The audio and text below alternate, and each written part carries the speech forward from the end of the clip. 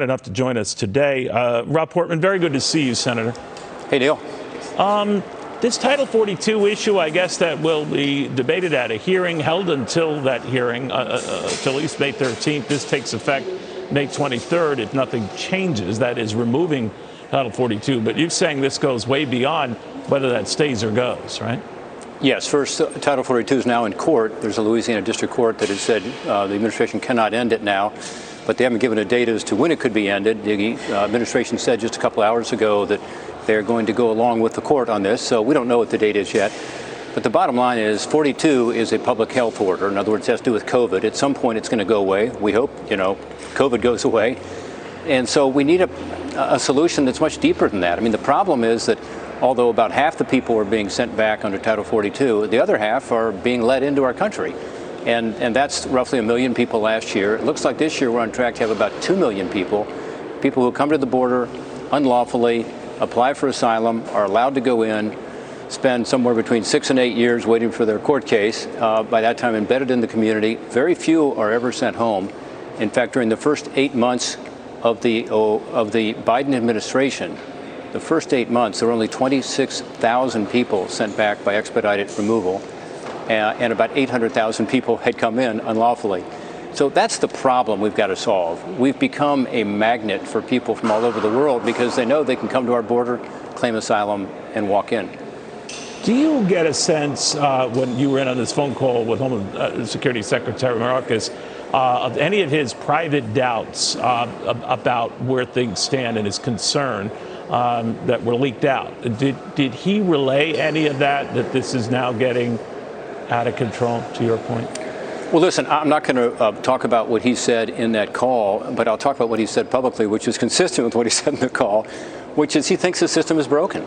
And it clearly is. Nobody can look at this system and say it's working. My own view, for what it's worth, Neil, is we should have legal immigration and even increase that with regard to the skills we need in this country.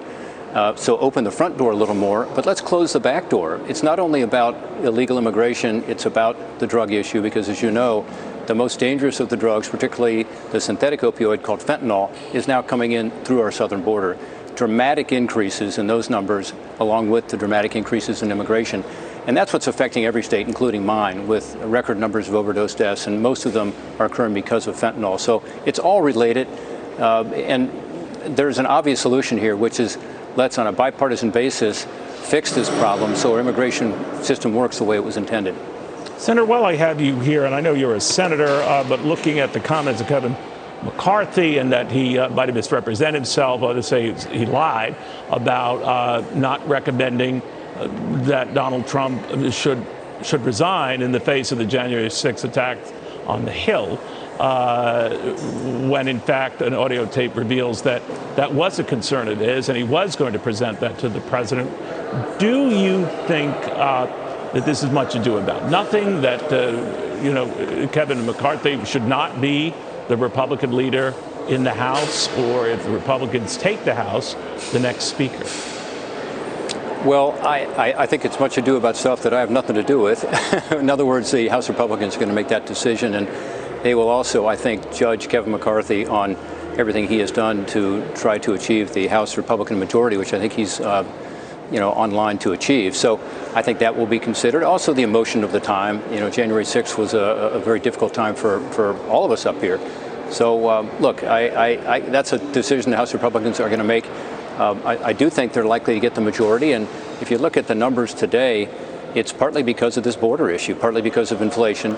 But the American people are looking for a change. They're looking for more consistency in terms of how we deal with things like the border, how we deal with things like stimulus spending that got out of control and contributed in a big way to this inflation, and people get that. So I think the House Republicans are likely to get the majority. Here in the Senate, it's a little less certain, but right now it also looks like politically it's going to be a good year for Republicans. So real quickly, I mean, you mentioned the angst around the reaction that folks like yourself and others had, Mitch McConnell, at the time of the January 6th uprising, but it then dissipated very, very quickly. And it seems like very few were willing to take on Donald Trump or to rehash that. Do you think that's best now, the way things are? Well, I don't know. I mean, I issued a report along with Senator Blunt from the Rules Committee. I'm ranking on the Homeland Security Committee, the top Republican, and then we had our two chairs, Amy Klobuchar and Gary Peters. And it's a very straightforward report, and it just talks about the lapses here, what happened, how it happened. I think that is good to have those reports out there to be looked at so that we can avoid a future January 6th. Got it. Senator, thank you very much. Rob Portman of Ohio. Thanks, Neil.